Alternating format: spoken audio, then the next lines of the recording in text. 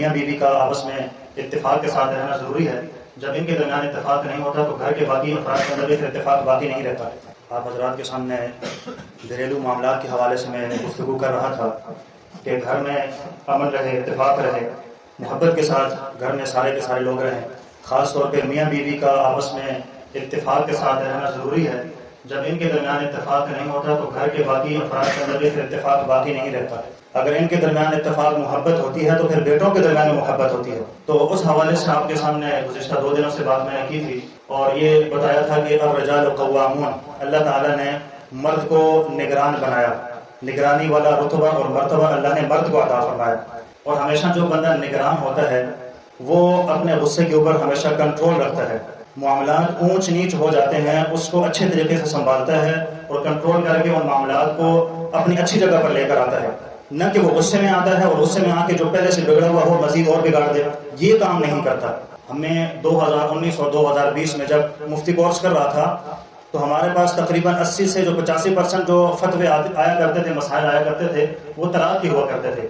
لوگ پریشان ہو جاتے ہیں، یار میں تو غصے میں آ گیا تھا، میں تو غصے میں نے بیوی کو طلاق دے دی تھی، میرا ایسا کوئی ارادہ تو نہیں تھا. تو بات یہ ہے کہ چاہے طلاق غصے کے اندر ہو یا چاہے ہنسی مذاق کے اندر ہو، گپ شپ کے اندر ہو، طلاق ہوتی ہے، طلاق واقع ہو جاتی ہے.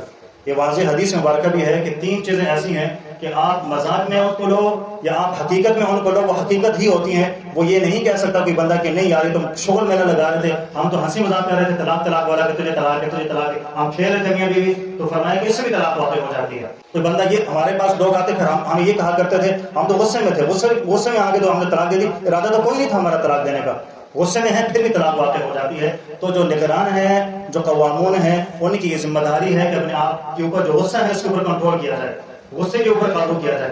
اور باقی اور بہت ساری چیزیں ہیں جو عمل میں لائی جا سکتی ہیں اور گھریلو معاملات کو بہت اچھے طریقے سے سنبھالا جا سکتا ہے. اور یہ جو کچھ میں نے عمل آپ حضرات کے سامنے یہاں پر لکھے ہیں کہ دلوں میں الفت و محبت کے لیے روزانہ 111 مرتبہ یا ودود ہو، اگر یہ بھی پڑھ لیا جائے، ساتھ میں ہم نے عملی طور پر بھی کرنا ہے. گھریلو اعتبار کو غصے کنٹرول کر کے اور بہت سارے عمل ہے وہ بھی کرنا ہے، ساتھ میں یہ عمل بھی کرتے رہیں گے، انشاءاللہ مزید برکتیں ہمیں حاصل ہوں گی. تو سب سے پہلا ہمارا عمل کیا ہے جی؟ اس عمل کو بھی کرتے روزانہ 111 مرتبہ یا ودود پڑھ لیا کرے. اور اس کے علاوہ روزانہ کم از کم 100 مرتبہ استغفر اللہ ربی من کل ذنب واتوب الیہ، یا کم از کم صرف استغفر اللہ دن میں 100 مرتبہ یہ پڑھ لیا کرے. لا الہ الا انت سبحانک انی کنت من الظالمین دن میں 100 مرتبہ اس کی تسبیح پڑھ لیا کرے. انشاءاللہ بہت ساری برکتیں آپ کو اس سے حاصل ہوں گی. دوسرا عمل فرمایا کہ جس حدیث مبارکہ ہے مسلم شریف کے اندر ہے، حضور نے فرمایا جس گھر میں سورہ بقرہ پڑھی جاتی ہے اس گھر میں شیطان داخل نہیں ہوتا. میاں بیوی کو جدا کرنے میں، لڑائیاں پیدا کرنے میں اصل جو کردار ہوتا ہے وہ شیطان کا ہوتا ہے. آپ اس چیز کو سمجھیں کہ شیطان آپ یہاں پر وار کرتا ہے کہ میاں بیوی آپس میں لڑائی کریں، جھگڑا پیدا ہو، یا آپس میں ایک دوسرے سے دور ہو جائیں، آپس میں ان کا اتفاق نہ رہے، تاکہ آنے والی نسل ان کی آپس میں اتفاق کے ساتھ نہ رہ سکے، آنے والی نسل بھی ان کی لڑائیوں جھگڑوں کے اندر گزر جائے. ان کا مقصد، شیطان کا مقصد سارا کا سارا یہ ہے. اگر جس گھر کے اندر سورہ بقرہ پڑھی جائے گی، گھر والوں کو بولیں ہفتے میں ایک پڑھ لیا کریں، روزانہ پڑھ لیں، بہت اچھی بات، ہفتے میں پڑھ لیں، مہینے میں تو کم از کم سورہ بقرہ کا ایک دفعہ گھر میں تلاوت ہو جانی چاہیے. گھر میں تلاوت کریں گے انشاءاللہ شیطان وہاں سے بھاگ جائے گا. تو اس کا بھی اہتمام کرنا ہے، سورۃ البقرہ گھر کے اندر پڑھی جائے.